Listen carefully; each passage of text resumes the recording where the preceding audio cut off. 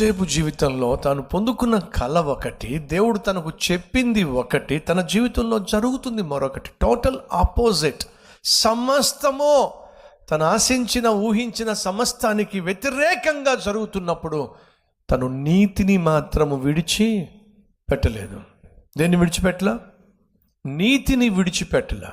అదే చెప్తున్నాడు దేవుడు, అత్యధికముగా నేను నిన్ను దీవిస్తాను, కానీ నువ్వు నిందారహితునిగా జీవించు. ఆ తర్వాత ఏమైందో మీకు తెలుసు. ఆ ఇంటి యజమాని శోధించటం, పాపం చేయమని ప్రేరేపించటం, అయినప్పటికీ కూడా యోసేపు పాపము చేయకుండా పారిపోయిన పుణ్యానికి అతను ఏం చేశారు? తీసుకెళ్ళి చెరసాలలో పడేశారని. ఇంకంతకన్నా లీస్ట్ ప్లేస్ కానీ, లీస్ట్ పొజిషన్ కానీ, లీస్ట్ పోస్ట్ కానీ ఉంటుందంటారా? లేదండి. Least place. ఏ ఒక్కడైనా చివరికి చేరుకునేటటువంటి లీస్ట్ ప్లేస్ ఏదైనా ఉందంటే ఏమిటి? జైలు. జైలుకి వెళ్ళిపోయాడండి. కానీ మీరు బైబిల్లో జాగ్రత్తగా చూస్తే ఏమని తెలుసా? యెహోవా యోసేపునకు తోడై ఉండెను. ఎక్కడా? జైల్లో.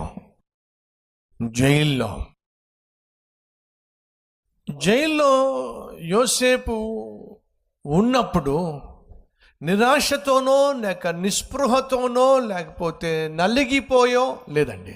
జైల్లో కూడా యోసేపు తన విశ్వాసాన్ని కాపాడుకున్నాడు, తన ఆత్మీయతను కాపాడుకున్నాడు. కారణం తెలుసా? ఒకరోజు చెప్పండి, ఒకరోజు గట్టిగా చెప్పండి, రాబోతుంది అత్యధికమైనటువంటి దీవెన నా జీవితంలో నేను చూడబోతున్నాను. ఎవరెక్కడ? యోసేపు అనే వ్యక్తి ఎవరెక్కడ? నేనేనండి. రాజు నిన్ను తీసుకురమ్మన్నాడు. రాజు దగ్గర తీసుకెళ్ళిపోయారు. ఒకరోజు రానే వచ్చింది. ఏమిటా రోజు? అత్యధికమైన ఆశీర్వాదము చూసే రోజు. ఏమిటది? రాజుకు కళ వచ్చిందట. కళభావం ఎవరో చెప్పలేకపోయారట. ఆ కళ రాజు యోసేపుతో చెప్పినప్పుడు యోసేపు ఆ కళభావాన్ని చెప్పేశాడు. రాజా, మన దేశంలో 7 సంవత్సరములు సమృద్ధిగా పంట పండుతుంది. ఆ పంటను జాగ్రత్తగా మీరు కాపాడుకోండి. ఆ తర్వాత 7 సంవత్సరాలు భయంకరమైన కరువు రాబోతుంది. కాపాడినటువంటి ఆ ఆహారాన్ని మీ దేశ ప్రజలకు చక్కగా పంచిపెట్టండి. ఫలితంగా మీ దేశంలో ఉన్న ప్రజలు కరువు కాలంలో కూడా వాళ్ళు ఆకలికి మంటలతో చావకుండా సంరక్షించబడతారు. ఇది మీ కళ భావము అని చెప్పి కట్టే కొట్టే తెచ్చేలా చెప్పేశాడు. ఇదంతా చెప్తున్నప్పుడు రాజు ఆశ్చర్యపడిపోయాడు. అక్కడున్నటువంటి పెద్ద పెద్ద అనుభవం కలిగినటువంటి జ్ఞానం కలిగిన వాళ్ళు ఆశ్చర్యపడిపోయారు. అప్పుడు రాజు అంటున్నాడు, దేవుని ఆత్మ కలిగిన ఇటువంటి వాడు మన దేశంలో ఎవడైనా ఉన్నాడా? ప్రశ్నిస్తే ఎవ్వడూ సమాధానం చెప్పలా. కాబట్టి ఈ దేశం అంతటి పైన నేను ఈ కుర్రవాణ్ణి ప్రధానమంత్రిగా నియమిస్తున్నాను తేల్చేశాడు. ఒకరోజు రాబోతుంది, నిర్ణయ కాలము. యోసేపు జీవితంలో 30 సంవత్సరాల వయసులో తాను ప్రధానమంత్రి కావాలి అని దేవుడు నిర్ణయించాడు. అన్యాయంగా యోసేపును చెరసాల్లో పడేశారు. అలా చెరసాల్లో పడేసినప్పుడు ఖచ్చితంగా యోసేపు ప్రార్థన చేస్తుంటాడా లేదా? ప్రభువా నన్ను విడిపించాయా, ప్రభువా నన్ను విడిపించాయా, ప్రభువా నన్ను విడిపించాయా, నేనే తప్పు చేయలేదయ్యా, నేను నీతిగానే జీవించానయ్యా, అయినా నా ఉద్యోగం పోయింది, నన్ను తీసుకొచ్చి చెరసాల్లో పడేశారు, నన్ను విడిపించయ్యా, నా దేశానికి నేను వెళ్ళిపోతానయ్యా, నన్ను నా దేశానికి తీసుకెళ్ళిపోయా అని ప్రార్థన చేస్తుంటాడా? ప్రార్థన చేస్తుంటాడా? చెప్పండి. ప్రార్థన చేస్తుంటాడు. అని జరిగింది ఏమిటయ్యా అంటే, చెరసాలలో యోసేపు ఉన్నప్పుడు అక్కడ 2 రాజు దగ్గర పనిచేసిన వాళ్ళు కూడా చెరసాలకు వచ్చారు. ఒకటేమో రాజు దగ్గర అన్నపానములు లేక ద్రాక్ష రసము పాత్రను అందించేవాడు, మరొకడు సైనికుడు. వీళ్ళిద్దరికీ కళ వచ్చింది. ఆ కళభావం తెలియక అల్లాడిపోతున్నప్పుడు యోసేపు కళభావం చెప్పేశాడు. ఒకడికేమో నీకు శిక్ష పడింది, నీ ప్రాణం పోబోతుంది అన్నాడు. అన్నట్టుగానే మరొకటి ప్రాణం పోయింది.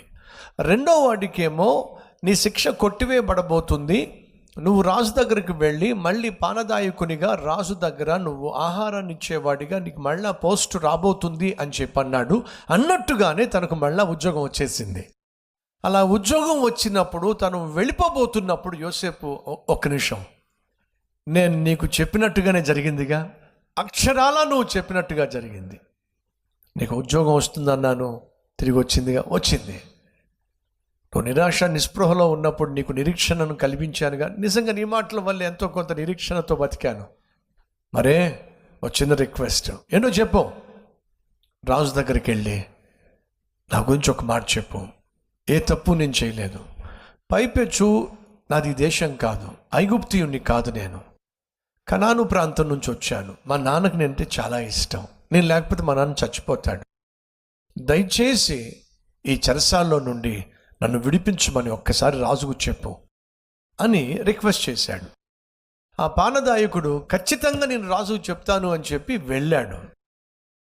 వెళ్ళిన తర్వాత ఖచ్చితంగా యోసేపు ఆశిస్తాడా లేదా, రేపో మాపో నాకు విడుదల వస్తుంది, రేపో మాపో ఖచ్చితంగా నేను ఈ కష్టంలో నుండి, ఈ చెరసాల్లో నుండి, ఈ అవమానం నుండి బయటపడతాను, నేను ఆశించినట్టుగా నా తండ్రి దగ్గరికి నేను వెళ్ళిపోతాను, మా దేశానికి నేను వెళ్ళిపోతాను, మళ్ళా నా తండ్రితో కుటుంబంతో సంతోషంగా నేను జీవిస్తాను అని కలలుగన్నాడు.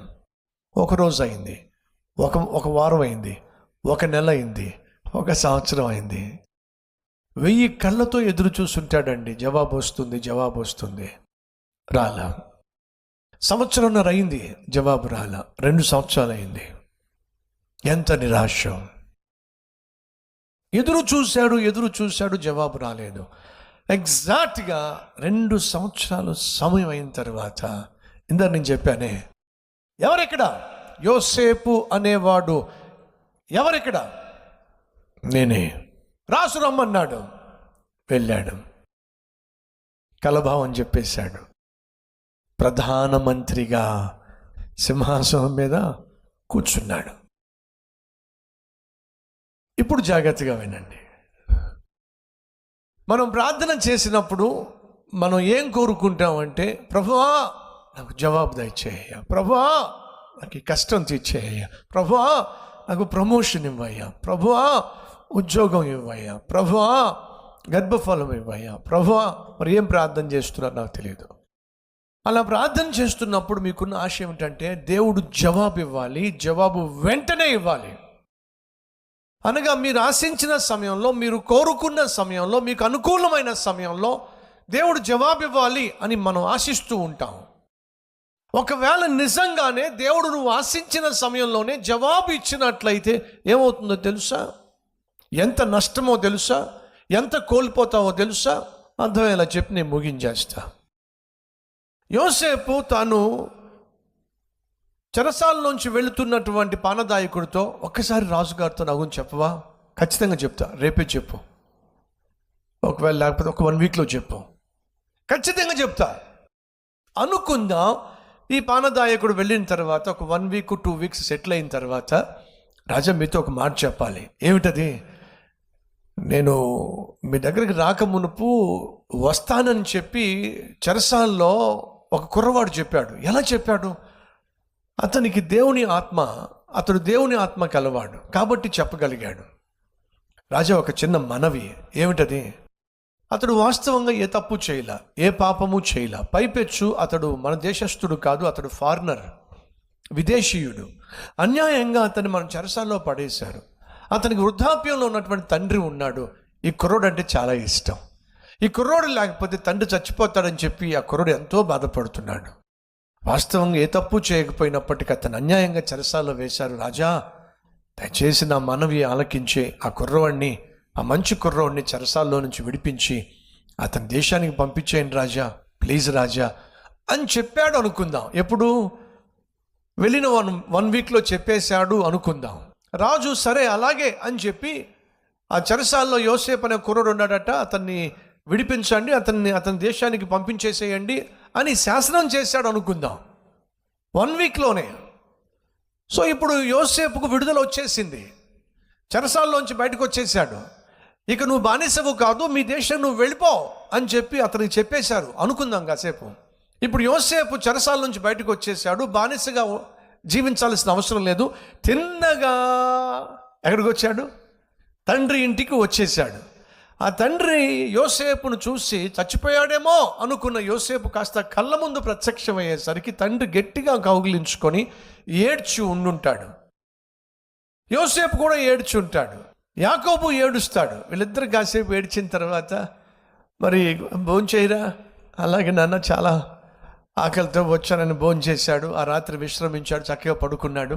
పొద్దున్న లేచిన తర్వాత, నాన్న మరి నన్ను ఏం చేయమంటావు? చేసేదేముంది, కళ్ళ ముందు కనిపిస్తున్నాయిగా ఆ గొర్రెలు, ఆ పశువులు, వాటన్నిటిని తీసుకెళ్ళి మేపుకో అనేవాడా లేదా? అనేవాడు.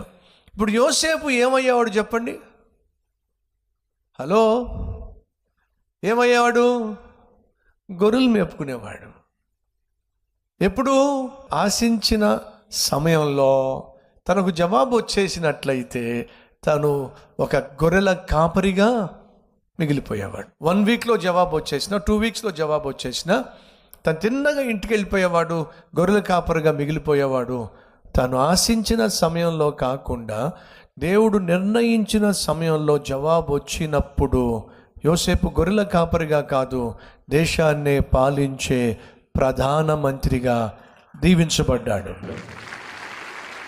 ఇప్పుడు నా ప్రశ్న, మనం ఆశించిన సమయంలోనే దేవుడు జవాబిస్తే మంచిదంటారా, లేకపోతే దేవుని సమయం కొరకు ఓపికతో కనిపెట్టడం మంచిదంటారా? హలో, ఏమంటారు? దేవుని సమయం కొరకు ఓపికతో కనిపెట్టడమే ఉత్తమము అన్నవారు గట్టిగా చప్పట్లు కొట్టండి.